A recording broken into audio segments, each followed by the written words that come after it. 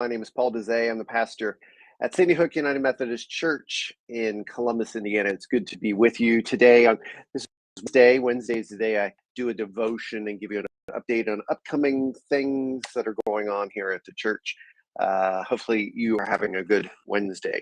I mentioned last week that we're going to be doing a series, or at least I was asking you if you were interested in a series on prayer. And it was, like you guys are really into that. So I'm working on that, and I'm going to plan that out, thinking for October through kind of October, November, December, a series. And so I'm planning that out. I'll give you more information as we get closer, and ways that you can sign up and things like that to be a part of this prayer school series on Wednesdays. But until then, I have some things I'd like to share with you. And today I want to talk about the topic of spiritual formation, or being formed. And then a topic we don't talk about very much in the church that we should is this idea of being deformed. So, hey, do you remember Play-Doh as a kid? Playing with Play-Doh. I mean, I do. I love playing with Play-Doh. In fact, I'm looking forward to the time when Cece, my granddaughter, gets to the age where she wants to play with Play-Doh. And one of the things that we do as kids, and I've seen this with my kids, and then hopefully with Cece, is you play with different colors and everything, but eventually you kind of mold it all up into this big mess of all the colors come together. And so you can make things with it, or you can kind of just put it and smash it together. Reminds me of the intersections passage for today in Jeremiah chapter 18, verses 1 to 11, which talked about God being a potter and he's forming us as clay. And that passage about Israel being unfaithful, but God continuing to reshape, And so there's this image of a potter shaping his people to be what he desires them to be. And we can cooperate as clay in the hands of the potter, or we can move against it and cause a disaster, right? God desires to create this masterpiece. You are his masterpiece, and he is the potter. And we collectively as the church are his masterpiece. So that's kind of this idea of spiritual formation. That's this topic that I believe wholeheartedly in. It's been a big passion of mine over the last 10 years or so, is helping people become who they are meant to be formed into the image of Christ, to be transformed more and more and more. God loves you so much. He doesn't only want to forgive you. He wants to transform you into the person he created you to be. And that's where you find joy. And so this potter in love is molding and shaping us to be who he wants him to be. There's this passage in 2 Corinthians chapter 3, verse number 18. Paul says this to the church in Corinth. He says, and we all, who with unveiled faces contemplate the Lord's glory, are being transformed into his image with ever increasing glory, which comes from the Lord, who is the Spirit. And so that's this idea of spiritual formation. We are being transformed more and more and more. It's a journey. It's an ongoing process. Theologians call it sanctification. It's this transformation into the image of Christ that we are created to be. It's this image of love, that love for God and love for our neighbor and love for ourselves, that we are being transformed into. I mean, if we think about it, we recognize this desire to love inside of us, and that's who God is shaping us to be. So we are created to be. Let's talk about deformation. I mean, this idea of deformation is this artwork that doesn't turn out the way that the creator intended. It's deformed. Now, that's something that we don't like to talk about. We like to talk about the positive, but the reality of it is when we worship other things, when we allow other things to take primary place in our lives, then we get formed by that thing, that idol. And so we're always being formed by something. Something is always forming us. If I sit in front of my television 24/7 and watch Netflix, Amazon Prime and Hulu and Disney, there's so many shows I want to watch. But if I did that, what would happen to me? I would be changed. I'd be transformed. If I would go to McDonald's 24, go for every meal to McDonald's, what would happen? I'd be changed. I'd be transformed. But this idea of being deformed is this idea when you allow something else to be primary, it changes you and turns you away from who you're created to be. Some of those things can be really good, right? So you could be formed by good things, but it deforms you from the person that you're created to be. I see it oftentimes when people get captivated by a person. It could be good and it could be love, but it also can steer you in a wrong direction. We can be captivated by so many good things, but we're being deformed if it isn't the primary potter being God. He does that in his love. And so, how do we get formed and deformed? It's habits. Habits are the way we get formed and deformed.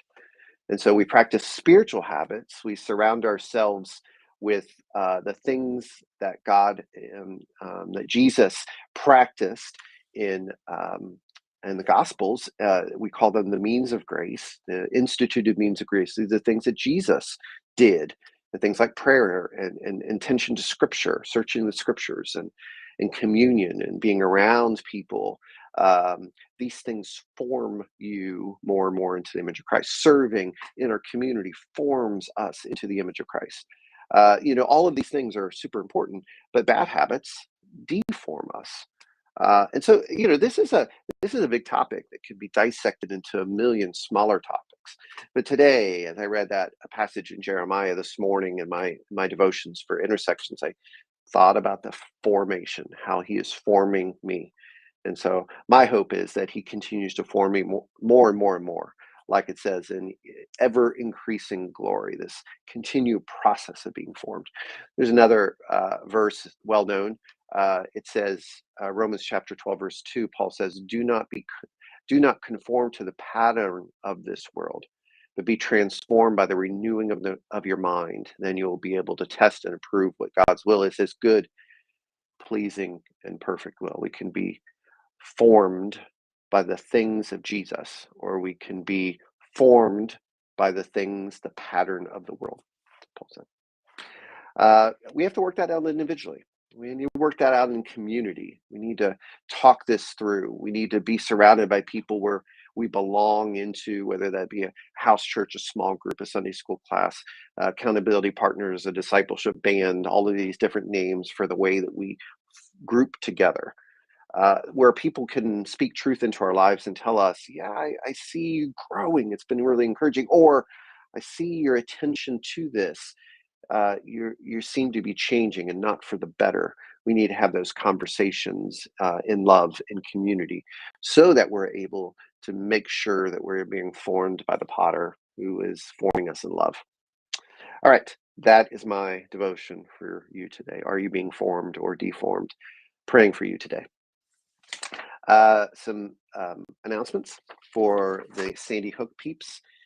Starting this coming Sunday, we are collecting tomato soup, cans of tomato soup for Love Chapel's holiday feast. So during the month of September and October, we're collecting, guess how many? 1,300. That's crazy talk.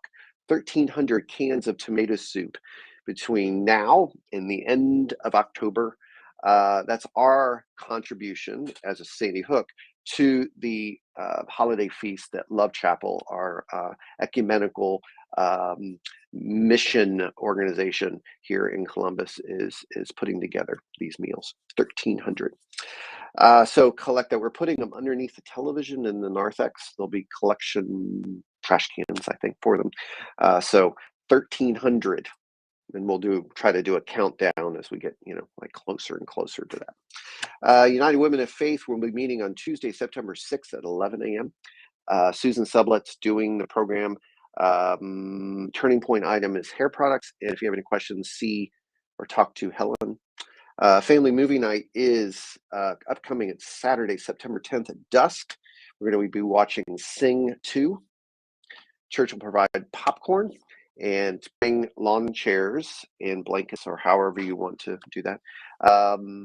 Before movie, there's going to be a chili night here at the church from 5:30 to 7:30, and all the proceeds from that chili night go to More Than a Meal ministry, which is our Thanksgiving outreach led by Sarah Humphrey. This year, Sarah and John's daughter Morgan is doing more than a meal for her senior project. So encourage you to come stay for the movie. It'll be a good time. Formations workshop. Speaking of formations, it's taking place on Friday, September 16th from 6:30 to 9. We'll do pizza, salad at 6. And there's 3 workshops. You pick one: Faithful Lessons from the Life of St. Francis, How to Read the Bible Through the Jesus Lens, and Sacred Marriage. Those 3 options. You pick which one you want to attend, and you can sign up at the Next Step table in the back of the sanctuary, or email Judy or myself. Let's see, 130th anniversary celebration is coming up on Sunday, September 25th, a combined service at 10 a.m.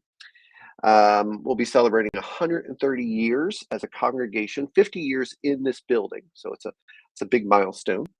And we'll be honoring those who have been a part of the church for more than 60 years. Invite friends and family. We're going to have a meal afterwards, pig roast, I think. It's going to be a great time. So mark that on your calendar. And then last but not least, there is an upcoming event that if you are interested, we'd kind of love to hang out together. At the IU versus Purdue football game, there's a faith and family day. The game is Saturday, November 26th. It's at IU Memorial Stadium.